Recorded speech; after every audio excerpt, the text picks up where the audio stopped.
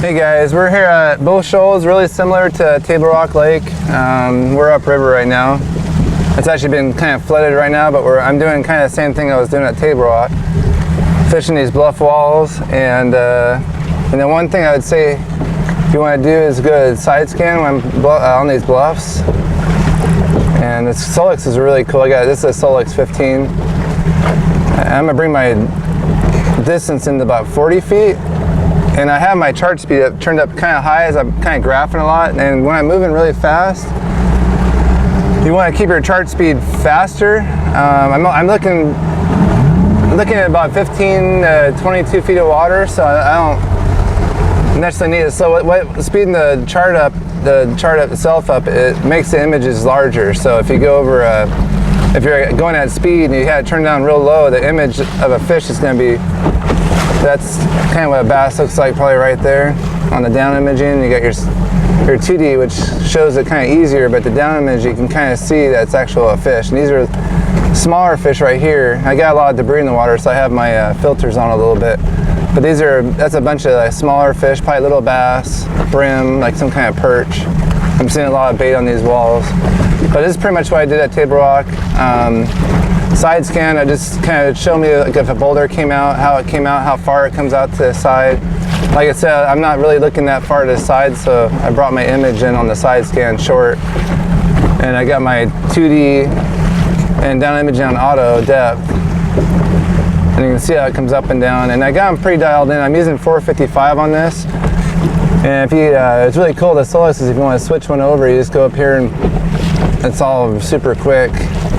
And a lot of times if you go to mega imaging, you might want to adjust your sensitivity a little bit.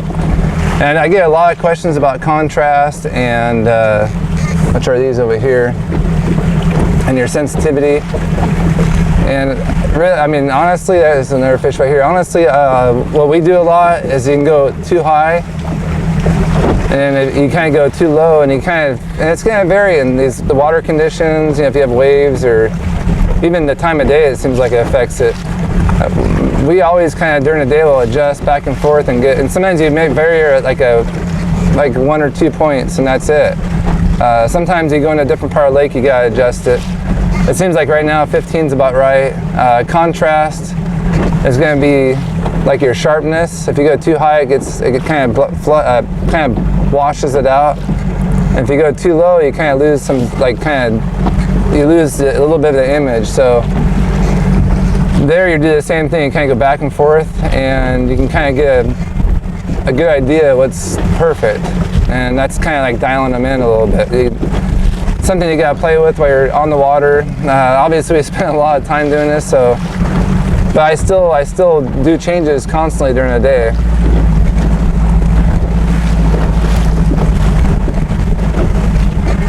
I haven't seen a whole lot. I mean, I've seen a couple I could catch probably, but right now we're looking for a bunch of fish. So, and a lot of times you can kind of tell we went straight over the top of that fish.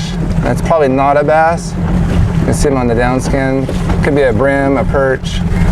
Typically, a lot of these lakes have like white bass in them, and they will be more of like a diamond shape. They'll almost have like a diamond shape to them.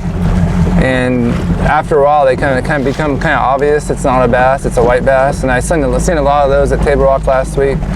Bass are more a traditional kind of a medium-looking fish. A lot of times you go over gar, and the gar are easiest to see. You can see them on both, but in the side image it's really easy to kind of tell. But when you look at them on the vertical, they'll look more like a cigar or skinny shape, and they'll have a really defined V to them. They're real long, and it kind of tapers off the end, so there'll be a real long arch to them.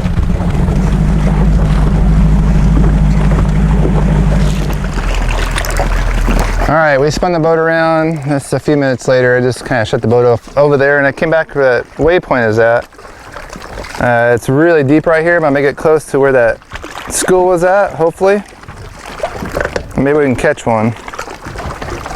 This is the same rig I use at Table Rock. It's a 611 HPT Enigma, 10-pound braid, 8-pound FC, Super FC sniper, and the little sculpin I used.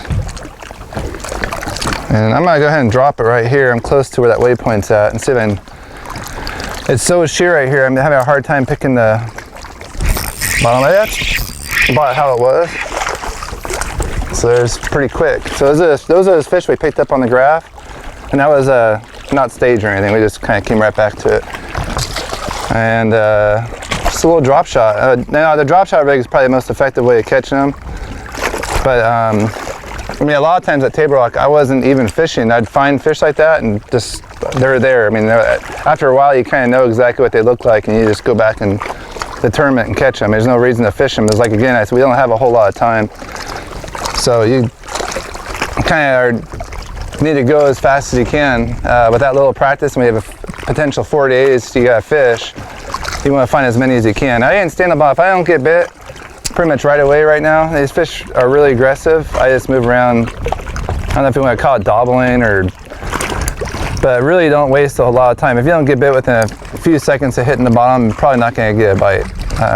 Now this water here is a lot more dingy than Table Rock, so you're going to have to probably make shorter drops. But at Table Rock, you could skip, large sloughs of the water. You could skip like 10 feet of water and still catch the same fish as you had 8+ feet of visibility in a lot of areas. So obviously right here we have about 4 feet. So you're gonna have to shorten it. So the dirtier water it gets, the more tighter you have to get with your dropping. But it's really nice in clear waters. You can actually move a lot faster than you can in dirty water.